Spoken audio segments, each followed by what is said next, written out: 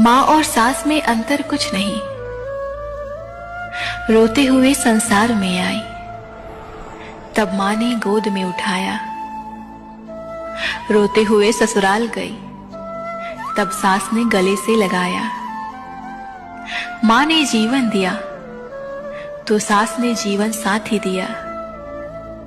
माँ ने चलना बैठना सिखाया, तो सास ने समाज में उठना बैठना सिखाया। माँ ने घर के काम सिखाए, तो सास ने घर चलाना सिखाया।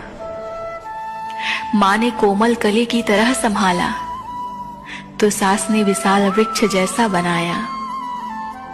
माँ ने सुख में जीना सिखाया, तो सास ने दुख में भी जीना सिखाया।